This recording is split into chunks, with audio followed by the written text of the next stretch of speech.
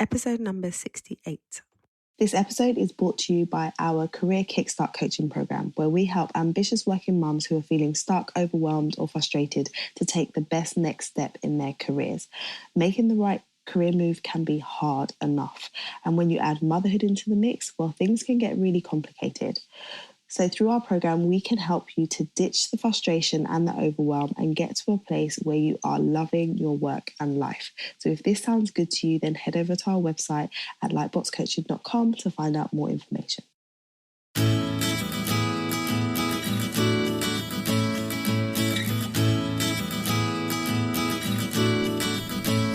Hi, you're listening to the Careers Beyond Motherhood podcast with your host, Janine Esbrand.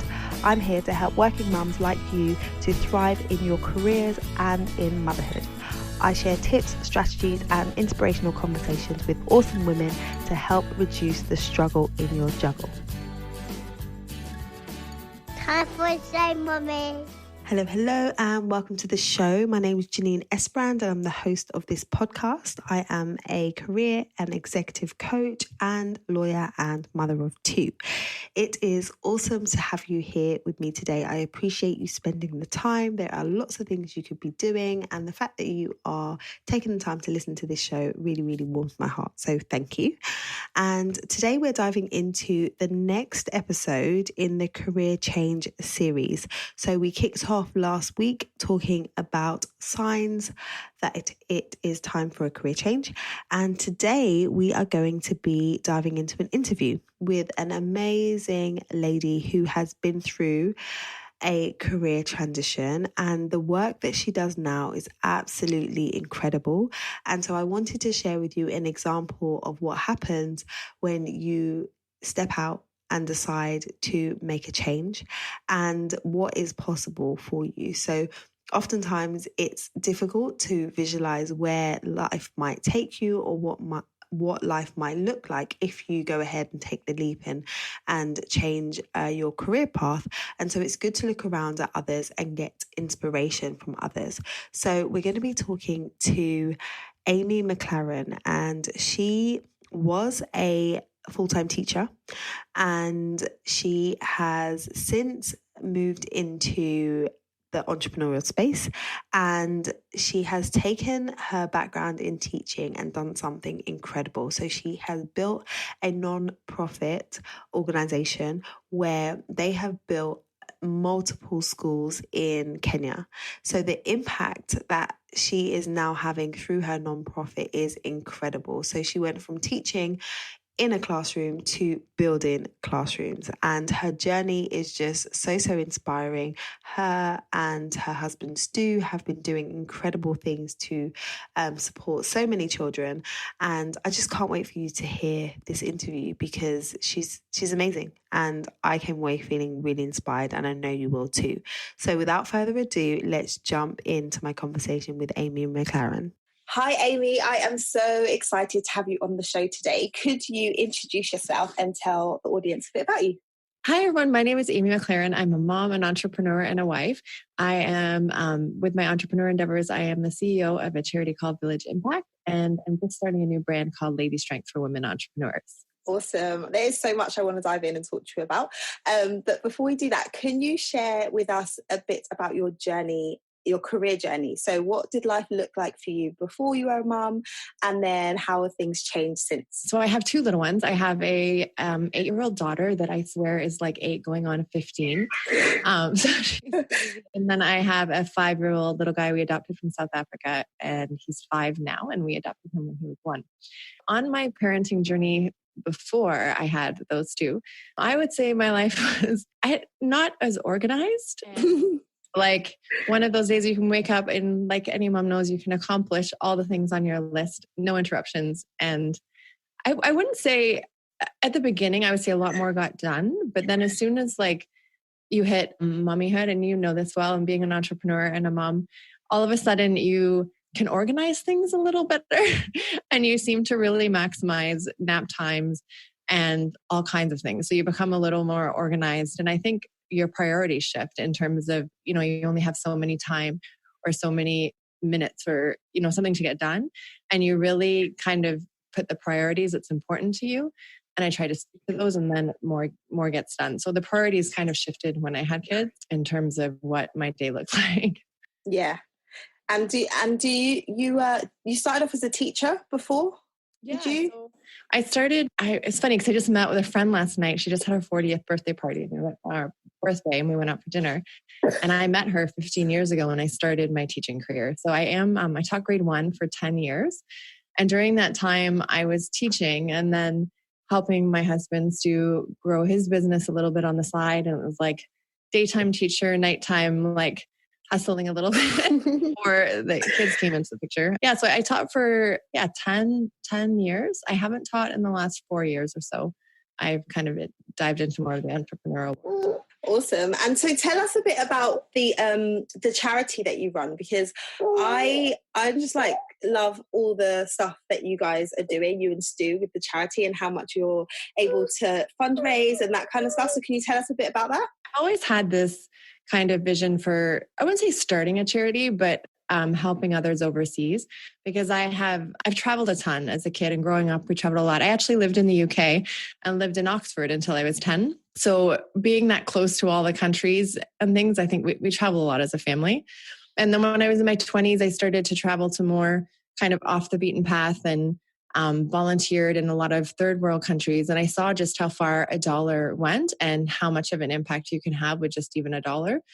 And I remember Stu and I, when we were, I think we were married. This is really bad. I should know this, but it was early days in our marriage, and we were watching Oprah's Big Give, and that show was amazing. And I don't know if you ever watched it or had seen it, but Oprah would basically go and transform these communities or families and just like give them everything that they need to get going for whatever they were looking to do. So whether it was a new business, helping their family out, or something like that, she would just give a lot of money and her time into helping like a certain family. So I said to my husband, I'm like, I really want to do that.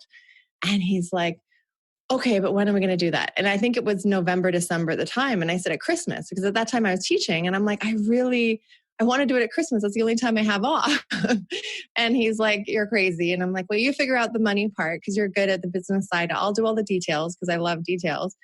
And we raised a bunch of money. And that time we had a teleseminar, and we raised like 14 grand, and we took it down to El Salvador. And that was within like a day, pretty much. We basically got all of our friends and some well-known entrepreneurs to share their expertise for the upcoming year in marketing and what they think would happen. We called it a prediction call.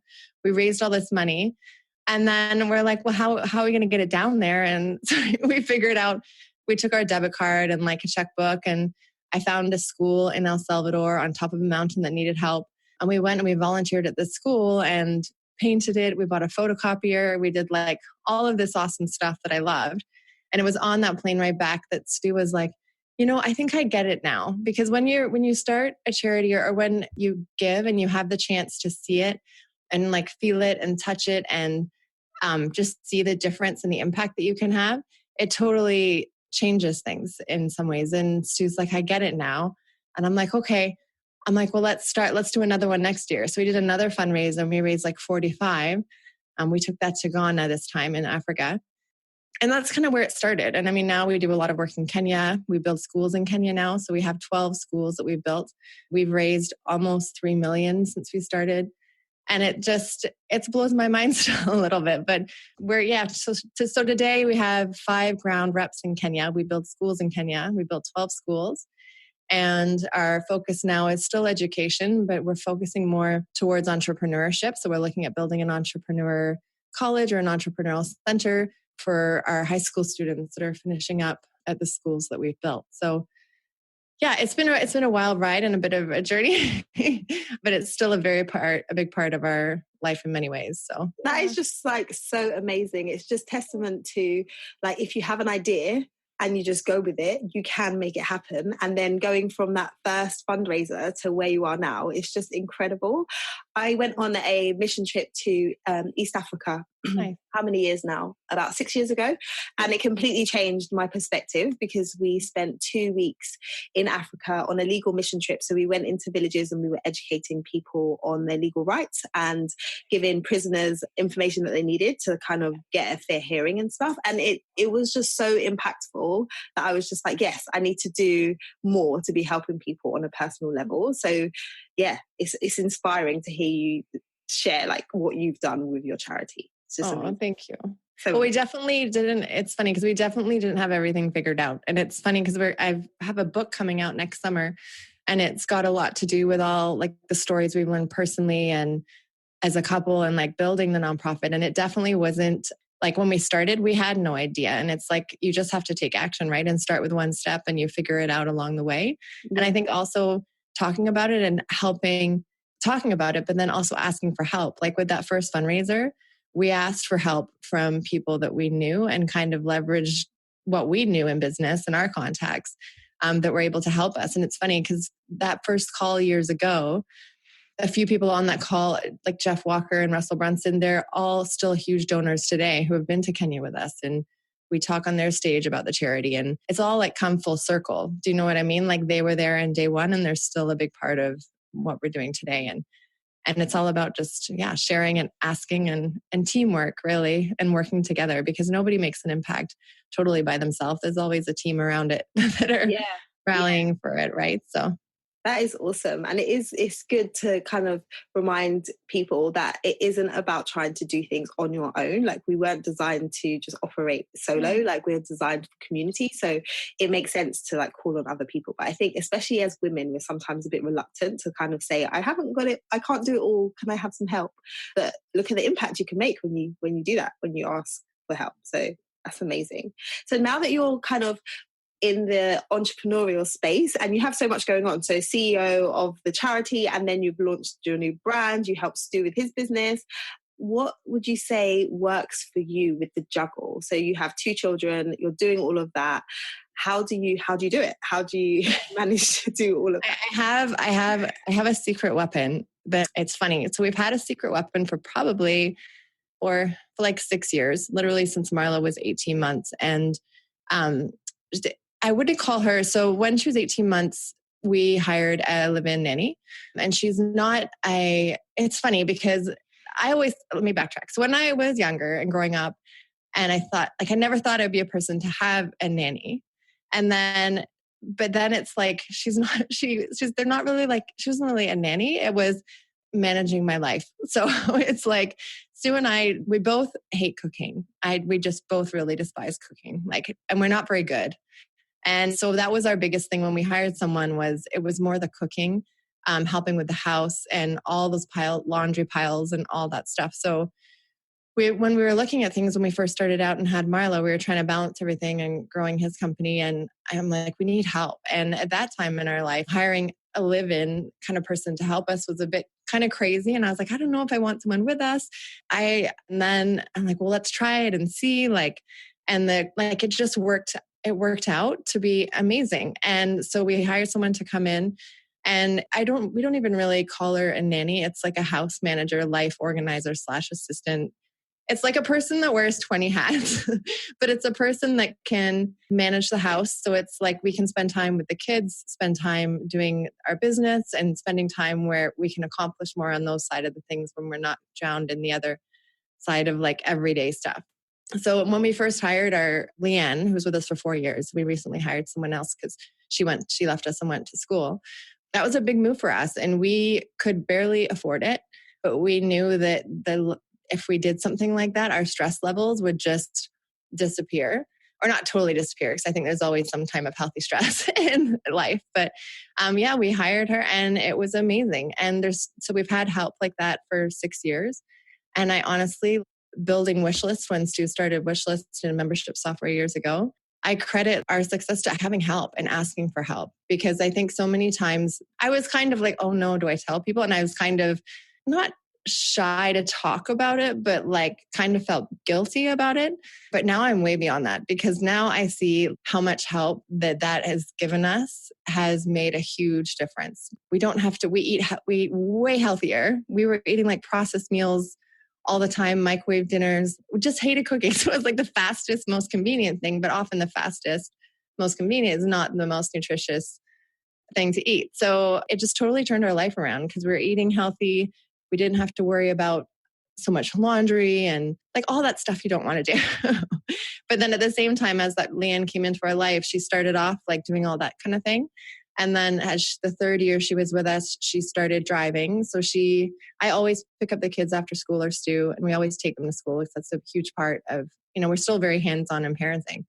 But like if we were at a meeting or Stu had something, it's just someone else that I can call to go pick them up. And it doesn't create this whole cascade of who's going to get the kids, who's going to go here, and organizing it. And like, there's always just somebody that can fill in all the little blanks as you're trying to grow something. So now we have a lady named Sheila, and she's like Leanne, and she is amazing. Like she's here today, and both kids are at school. They go to school all the time.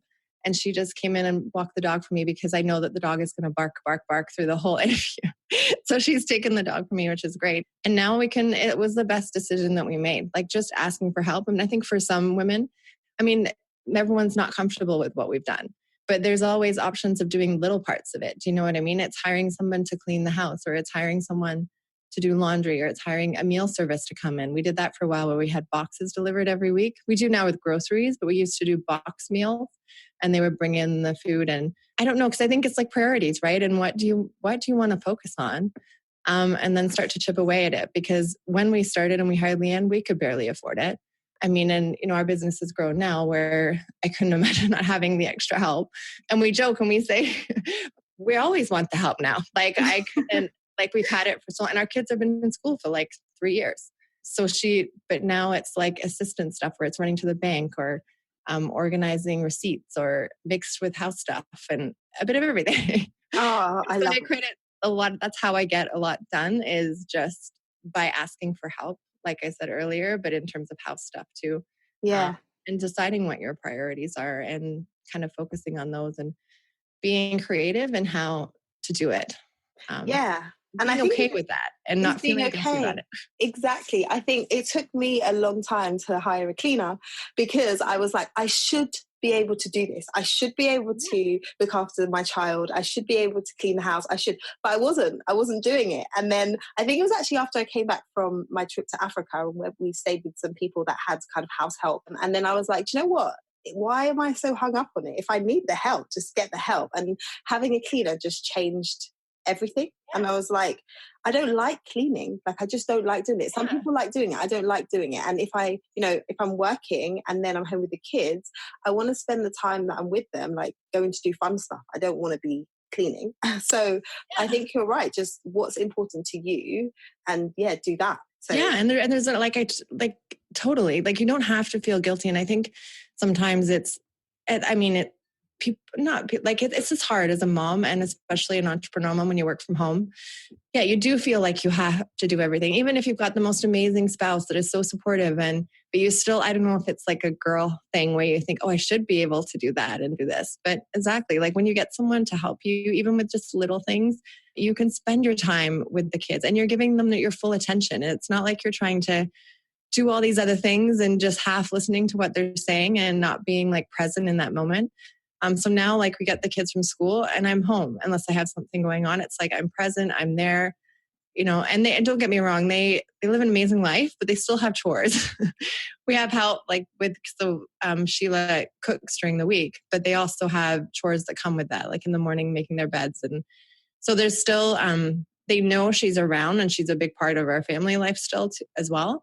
But it's also, they still have responsibilities, because I also don't want them growing up thinking that they're responsible for their own bed and putting their dirty laundry away and putting some of their clothes away and all that stuff. Yeah.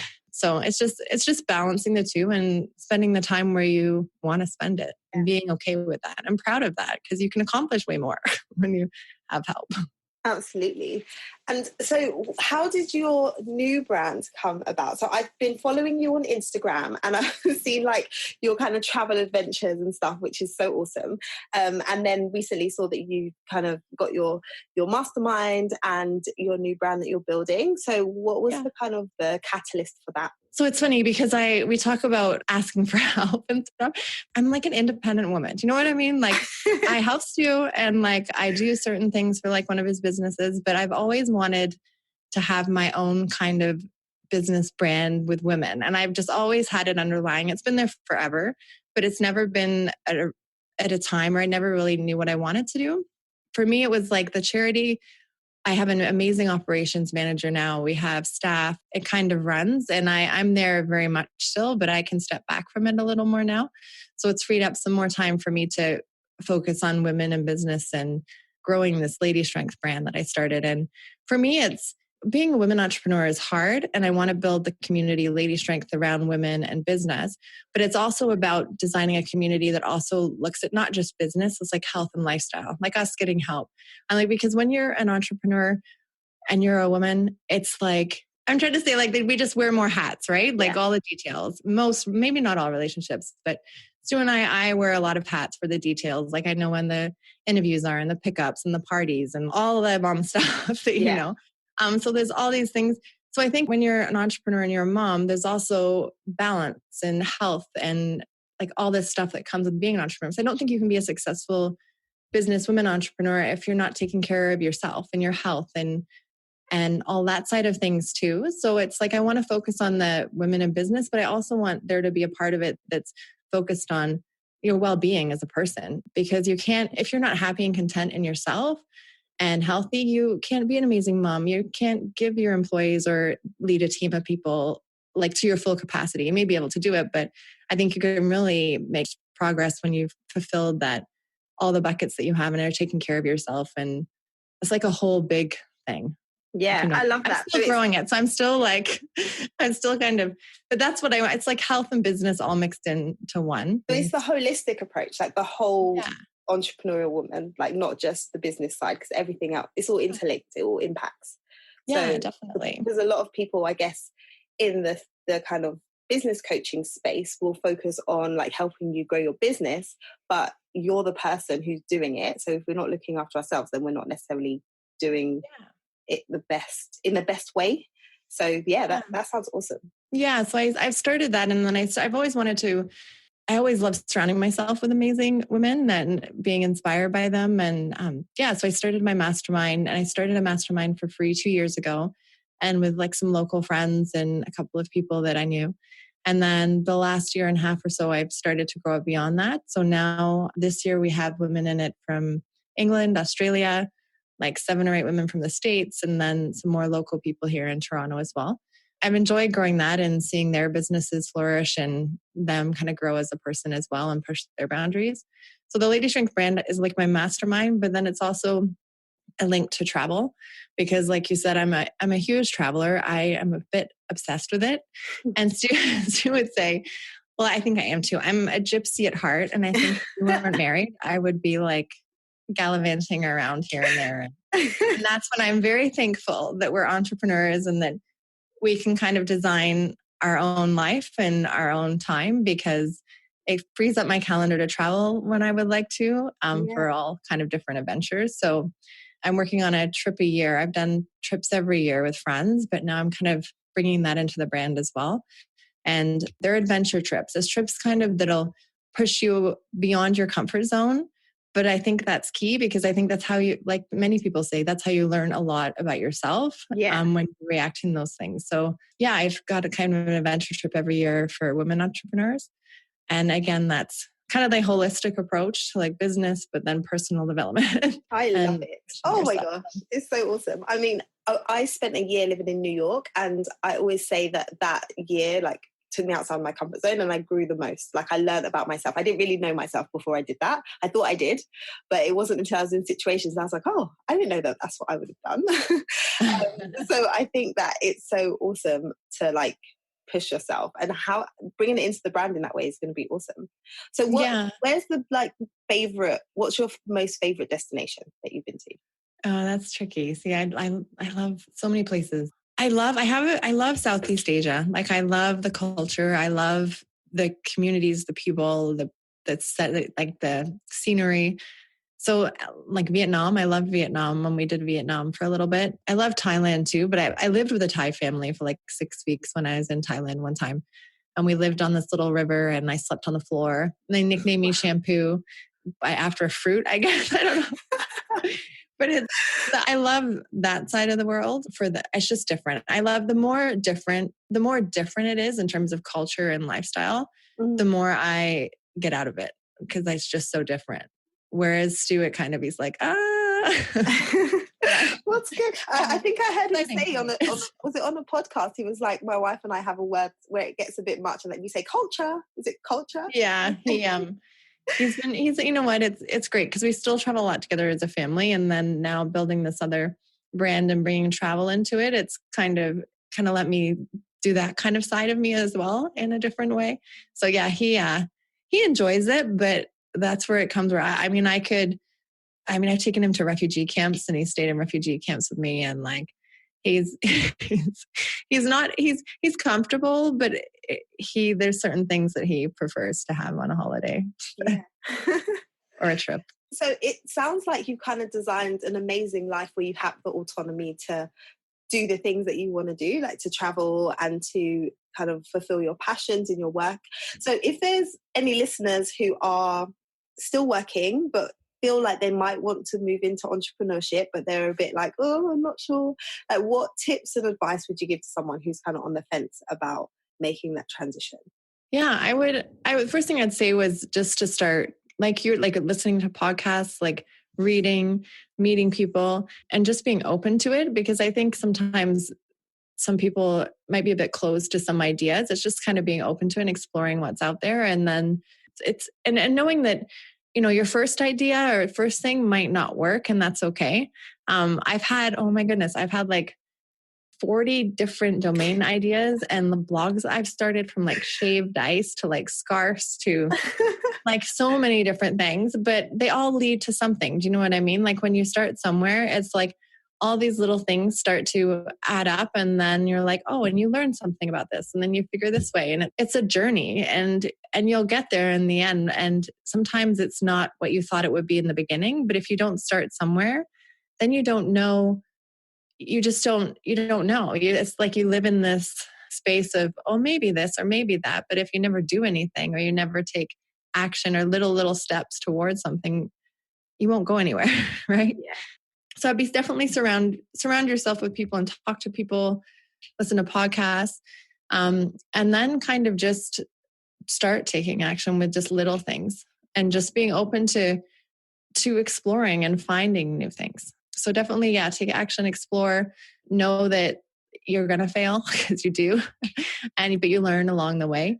And then definitely find yourself you don't need a big mastermind, or it could be a small mastermind or just an accountability group, but find like 3 or 4 people that you really, really connect with that are on the same journey and maybe a bit ahead of you or in the same kind of path as you, and start connecting on a regular basis. Because when you're surrounded by people that aren't entrepreneurs and they're like in a 9-to-5 thing and they're happy, which is great, but it's not what you want. You need to be able to let out your creativity to somebody and talk to somebody about it.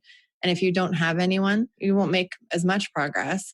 But then it feels good to share ideas with people that understand you and understand what you want to do. Because sometimes, like entrepreneurism, it still is kind of, it's there, but I mean, people don't even know what I do still, or what Stu does. My mom still doesn't really even understand it.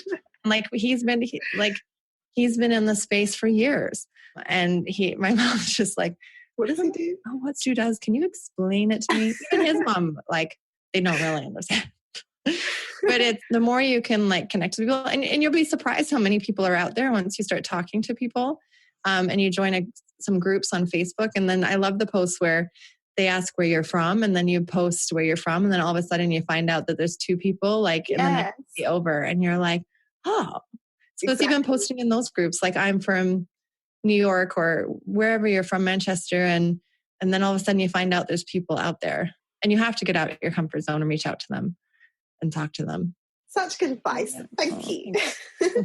One of the things I love to ask my guests is whether they have a quote or an inspirational saying that they like or that they live by. Do you have one? I don't, it's funny. I don't have one that I live by. I find they change. Like I get into a certain book and I really like a quote for a bit and then I go back. There's a couple that I've kind of loved lately. And the one I wrote it down here was, I always did something I was a little not ready to do. I think that's How You Grow by Marissa Mayer. And it's true because you're never fully ready to be a mom. You're like never fully ready to own your own business or to do, like you may think that you are, but sometimes it's like, like even when I became a mom, I wasn't sure if I wanted kids before I had Marla or before we had our little guy, Sam. And I was like, I don't know. And then I'm like, I don't know if I can do that. I don't know. And then you're just never really fully ready, I think. And then you dive in and you learn a lot. Yeah. So I like that one anyway, because that's how you make progress. But then I also love, where did I put it? This card. My friend got me this card and it says, life is about the people you meet and the things you create with them. And I love it because it so is about who you meet and what you do together. And like the stuff that we've managed to build with the charity are all people that we've connected with and are all great friends. And then even in the Lady Strength stuff, I mean, meeting yourself, that was all through people that I've met. And then you create things or you connect. And if you don't put yourself out there, you don't meet people. But when you meet people that are aligned with you, you can create and do some pretty amazing things for the people in your community. Yes, I love that. Oh, so good. Such good stuff. Okay, so if people want to learn more about Lady Strength and Village Impact as well and all that you're doing, where is the best place for them to find you? So you can, if you want to hear about the charity stuff, that's villageimpact.com. And that's just Amy at villageimpact.com. And then the Lady Strength community, we have a private Facebook group, which is Lady Strength. And then we have an Instagram handle, which is lady_strength. And the same with the charity, it's Village Impact on the Instagram. And then it'll get you to the same spot for Lady Strength. It's Amy at Lady Strength. So either or will end up in my inbox. Love it. So I will be putting the links to all of that in the show notes. And yeah, I just encourage everyone to go and dive deeper and learn more about what you're doing because I think it's amazing. Love it. Oh, thank you. Thank you so much, Amy. You're welcome. Awesome. I hope your little ones feel better. Me too. Last night was crazy. Guys, I just want to let you know that some days, you make plans. I had all these plans for today. And then last night, my daughter was being sick in the night. And then my son had a coughing fit. And so I didn't sleep the whole night. I was just like, what's happening? So yeah. Well, you look beautiful. You don't look like you've been up all night. Thank you. Thank you. How amazing is Amy's story?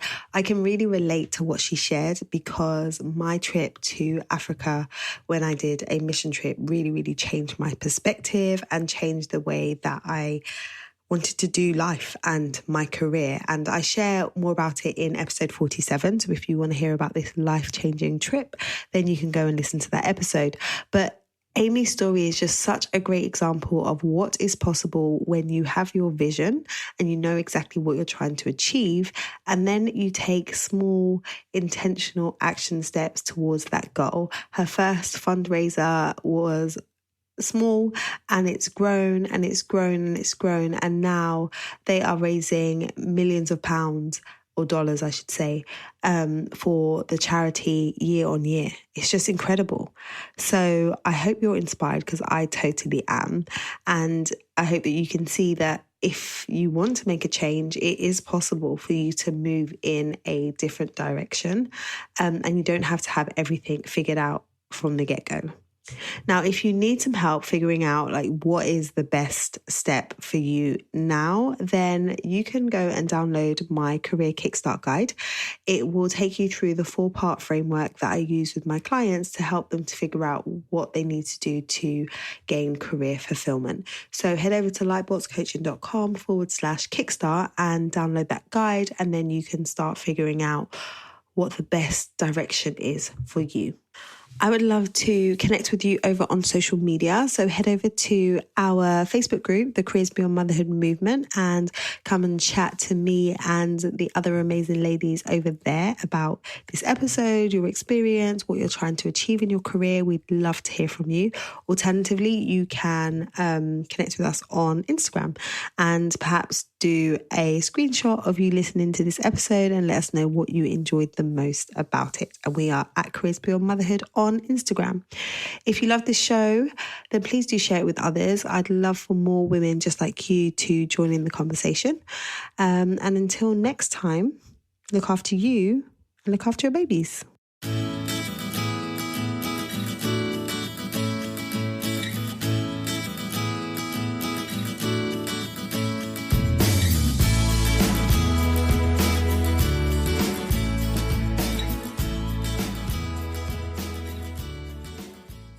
This podcast features music from Ben Sound.